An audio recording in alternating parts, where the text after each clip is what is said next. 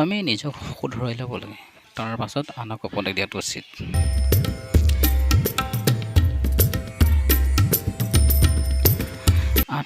আমি সকলোৱে নিজৰ কথা নভবাকৈ বহু সময়ত আনক উপদেশ দিবলৈ ইচ্ছা কৰোঁ, কিন্তু সেয়া উচিত নে?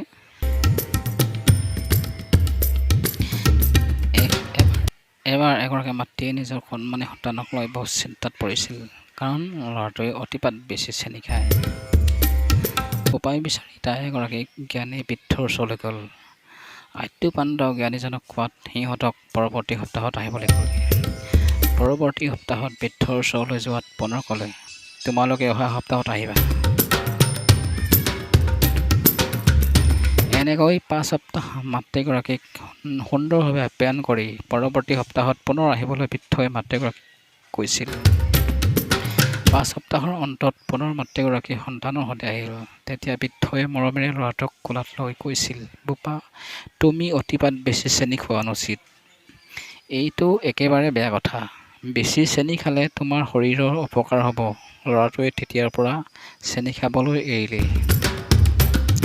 আনন্দ মনেৰে মাকে বৃদ্ধক খবৰটো দিবলৈ আহিল।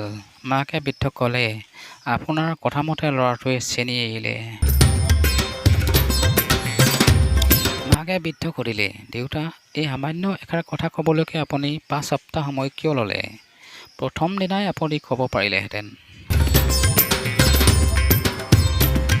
বৃদ্ধই হাঁহি মাৰি ক'লে, মোৰ নিজৰে চেনি খোৱা অভ্যাস আছিল। সেই অভ্যাস ত্যাগ কৰোঁতে মোৰ 5 সপ্তাহ লাগিল।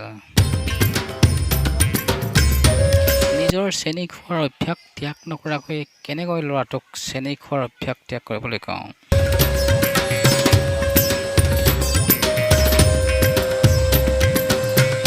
নিজৰ অভ্যাস ত্যাগ কৰিহে ল'ৰাটোক উপদেশ দিয়া উচিত হ'ব বুলি ভাবিলোঁ। সেয়ে কথাটো কোৱাত পলম হ'ল।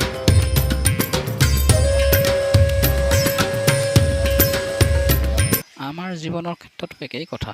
আমি সকলোৱে নিজেই প্ৰথমে শুদ্ধ হৈ লোৱা উচিত, তাৰ পিছত আনক ক'ব লাগে। এতিয়া সেই উপদেশ যাদু সদৃশ কাম কৰিব পাৰে।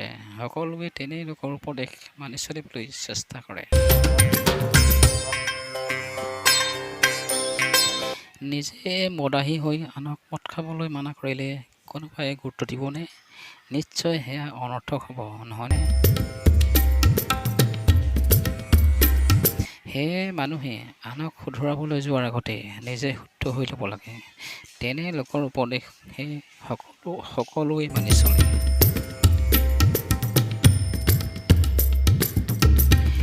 মানুহে মন, বাণী আৰু কৰ্মৰ দ্বাৰা চৰিত্ৰৰ পবিত্ৰতা অক্ষুণ্ণ ৰাখিব পাৰে।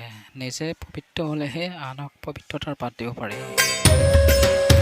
আমি সেয়ে সকলোৱে কৰ্তব্যৰ প্ৰতি নিষ্ঠা, সংযম আৰু সদাচাৰৰ প্ৰতি শ্ৰদ্ধা, সত্যৰ প্ৰতি প্ৰেম আৰু জ্ঞানৰ প্ৰতি জিজ্ঞাসা হ'ব লাগে। মানুহৰ চৰিত্ৰই হৈছে ব্যক্তিত্ব বিকাশৰ মূল সোপান। জীৱন সফল হ'বলৈ চৰিত্ৰ সত্য আৰু সততাৰে পৰিচালিত হ'ব লাগিব। হাৰ্বাৰ্ট স্পেন্সাৰৰ মতে মানুহৰ চৰিত্ৰ হৈছে 2টা গুণৰ সমষ্টি। এটা হৈছে মানুহৰ বিচাৰ, ভাৱ, চিন্তা, আৰু আনটো হৈছে মানুহৰ সময় অতিবাহিত কৰা প্ৰক্ৰিয়া। সেয়ে আমি আমাৰ মন পবিত্ৰতাৰে ৰাখিব লাগে।